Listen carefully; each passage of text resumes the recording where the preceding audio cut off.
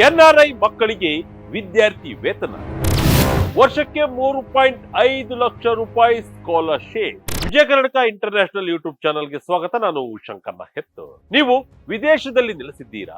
ನಿಮ್ಮ ಮಕ್ಕಳು ಭಾರತದಲ್ಲಿ ಪ್ರತಿಷ್ಠಿತ ಸಂಸ್ಥೆಗಳಲ್ಲಿ ಪದವಿ ಶಿಕ್ಷಣ ಪಡೆಯಬೇಕೆಂದು ಕನಸು ಕಾಣ್ತಿದ್ದಾರಾ?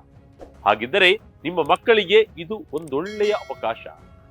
ಭಾರತ ಸರ್ಕಾರದ ವಿದೇಶಾಂಗ ವ್ಯವಹಾರಗಳ ಸಚಿವಾಲಯವು 2025-2026 ಸಾಲಿನ ಭಾರತೀಯ ಮೂಲದ ಮಕ್ಕಳಿಗಾಗಿ ವಿದ್ಯಾರ್ಥಿ ವೇತನ ಕಾರ್ಯಕ್ರಮ SPDC ಅಡಿಯಲ್ಲಿ ಅರ್ಜಿಗಳನ್ನು ಆಹ್ವಾನಿಸಿದೆ.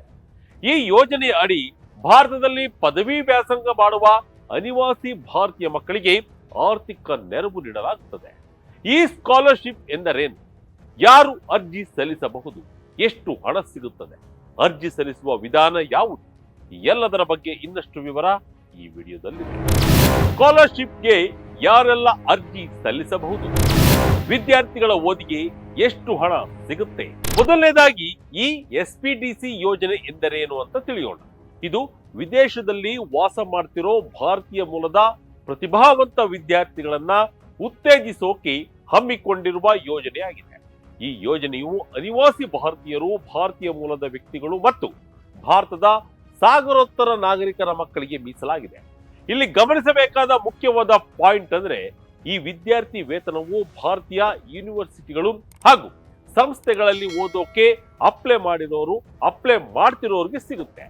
ಯಾವುದೇ ಫಾರಿನ್ ಯೂನಿವರ್ಸಿಟಿ ಕಾಲೇಜುಗಳಲ್ಲಿ ಓದೋಕೆ ಈ ಸ್ಕಾಲರ್ಶಿಪ್ ಸಿಗೋದಿಲ್ಲ. ಭಾರತದ ಮಾನ್ಯತೆ ಪಡೆದ ಕೇಂದ್ರೀಯ ವಿಶ್ವವಿದ್ಯಾಲಯಗಳು ಮತ್ತು ಇತರ ಪ್ರಮುಖ ಶಿಕ್ಷಣ ಸಂಸ್ಥೆಗಳಲ್ಲಿ ಪದವಿ ವ್ಯಾಸಂಗ ಮಾಡುವವರಿಗೆ ಇದು ಅನ್ವಯಿಸುತ್ತದೆ.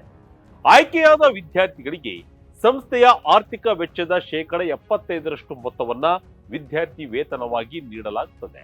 ಇದು ವರ್ಷಕ್ಕೆ ಗರಿಷ್ಠ $4,000 ಅಮೆರಿಕನ್ ಡಾಲರ್ಗಳವರೆಗೆ ಇರಲಿದೆ. ಅಂದ್ರೆ ವಾರ್ಷಿಕ ಗರಿಷ್ಠ 3.5 ಲಕ್ಷ ರೂಪಾಯಿವರೆಗೂ ಸಿಗುತ್ತೆ. ಇದಕ್ಕೆ ಅರ್ಜಿ ಸಲ್ಲಿಸೋಕೆ ಏನೆಲ್ಲ ಅರ್ಹತೆಗಳಿರಬೇಕು ಅನ್ನೋದರ ಬಗ್ಗೆ ಇನ್ನಷ್ಟು ವಿವರ ಇಲ್ಲಿದೆ. ಅರ್ಜಿದಾರರು NRI, PIO ಅಥವಾ OCI ಕಾರ್ಡ್ ಹೊಂದಿರುವವರ ಮಕ್ಕಳಾಗಿರಬೇಕು. ECR ದೇಶಗಳಲ್ಲಿ ಕೆಲಸ ಮಾಡುವ ಭಾರತೀಯ ಕಾರ್ಮಿಕರ ಮಕ್ಕಳಿಗೂ ಇಲ್ಲಿ ವಿಶೇಷ ಸೌಲಭ್ಯವಿದೆ. ಅಭ್ಯರ್ಥಿಯು 2025-2026 ಶೈಕ್ಷಣಿಕ ಸಾಲಿನಲ್ಲಿ ಭಾರತದ ಯಾವುದಾದರೂ ಪದವಿ ಕೋರ್ಸ್ನ ಮೊದಲ ವರ್ಷಕ್ಕೆ ಪ್ರವೇಶ ಪಡೆದಿರಬೇಕು. ಅಭ್ಯರ್ಥಿಯು 2025-2026 ಶೈಕ್ಷಣಿಕ ಸಾಲಿನಲ್ಲಿ ಭಾರತದ ಯಾವುದಾದರೂ ಪದವಿ ಕೋರ್ಸ್ನ ಮೊದಲ ವರ್ಷಕ್ಕೆ ಪ್ರವೇಶ ಪಡೆದಿರಬೇಕು ಅಥವಾ ಪ್ರವೇಶ ಖಚಿತಪಡಿಸಿರಬೇಕು. ನೆನಪಿಡಿ, ಇದು ಕೇವಲ ಪದವಿ ಕೋರ್ಸ್ಗಳಿಗೆ ಮಾತ್ರ. ಡಿಪ್ಲೊಮೊ ಅಥವಾ ಸ್ನಾತಕೋತ್ತರ ಕೋರ್ಸ್ಗಳಿಗೆ ಇದು ಅನ್ವಯ ಆಗುವುದಿಲ್ಲ. ಡಿಗ್ರಿ ವಿದ್ಯಾರ್ಥಿಗಳಿಗೆ ಮಾತ್ರ ಅನ್ವಯ. ಇದೇ ಜನವರಿ 30 ಕೊನೆಯ ದಿನ. ಈ ಸ್ಕಾಲರ್ಶಿಪ್ಗೆ ಅಪ್ಲೈ ಮಾಡೋಕೆ ಪೋಷಕರ ಒಟ್ಟು ಮಾಸಿಕ ಆದಾಯವು $5,000 ಅಮೆರಿಕನ್ ಡಾಲರ್ಗಿಂತ ಹೆಚ್ಚಿರಬಾರದು.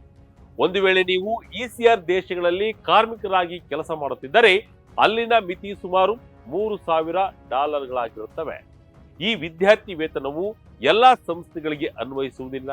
ಸಚಿವಾಲಯವು ನಿಗದಿಪಡಿಸಿದ ಕೆಲವು ಸಂಸ್ಥೆಗಳಿಗೆ ಮಾತ್ರ ಇದು ಸೀಮಿತವಾಗಿದೆ. ಭಾರತದ ಎಲ್ಲಾ ಕೇಂದ್ರೀಯ ವಿಶ್ವವಿದ್ಯಾಲಯಗಳು, ಸಚಿವಾಲಯ ಬಿಡುಗಡೆ ಮಾಡಿದ ಅಧಿಕೃತ ಪಟ್ಟಿಯಲ್ಲಿರುವ ಇತರ ಮಾನ್ಯತೆ ಪಡೆದ ಸಂಸ್ಥೆಗಳಲ್ಲಿ ದಾಖಲಾತಿ ಪಡೆದಿರೋರಿಗೆ ಇದು ಅನ್ವಯವಾಗುತ್ತೆ.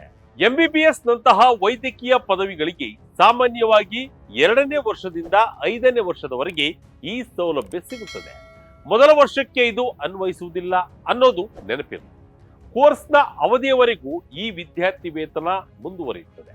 ಆದರೆ ಪ್ರತಿ ವರ್ಷ ನಿಮ್ಮ ಶೈಕ್ಷಣಿಕ ಪ್ರಗತಿ ಉತ್ತಮವಾಗಿರಬೇಕು. ಈ ವಿದ್ಯಾರ್ಥಿ ವೇತನದ ಹಣವು ಬೋಧನಾ ಶುಲ್ಕ, ವಸತಿ ನಿಲಯದ ಶುಲ್ಕ, ಸಂಸ್ಥೆಯ ಇತರ ಕಡ್ಡಾಯ ಶುಲ್ಕಗಳನ್ನ ಒಳಗೊಂಡಿರುತ್ತೆ.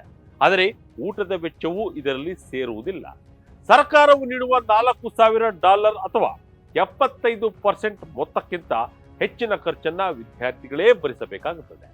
ಈ ಬಾರಿ ಈ ಯೋಜನೆಗೆ ಅರ್ಜಿ ಸಲ್ಲಿಸಲು 2026 ಜನವರಿ 30 ಕೊನೆಯ ದಿನವಾಗಿದೆ. ನೀವು ವಾಸ ಮಾಡುತ್ತಿರುವ ದೇಶದ ಭಾರತೀಯ ರಾಯಭಾರ ಕಚೇರಿ ಅಥವಾ ಕಾನ್ಸುಲೇಟ್ನ ಅಧಿಕೃತ ವೆಬ್ಸೈಟ್ಗೆ ಭೇಟಿ ನೀಡಿ ಅಲ್ಲಿ SPDC 2025-26 ಲಿಂಕ್ ಹುಡುಕಿ ಅಲ್ಲಿಂದ ಅಪ್ಲೈ ಮಾಡಬಹುದು. ನಿಮ್ಮ ದೇಶದ ಭಾರತೀಯ ಮಿಷನ್ ಸೂಚಿಸಿದಂತೆ ಇಮೇಲ್ ಮೂಲಕ ಅಥವಾ ಆನ್ಲೈನ್ ಪೋರ್ಟಲ್ ಮೂಲಕ ಅರ್ಜಿಯನ್ನ ಸಲ್ಲಿಸಬೇಕು.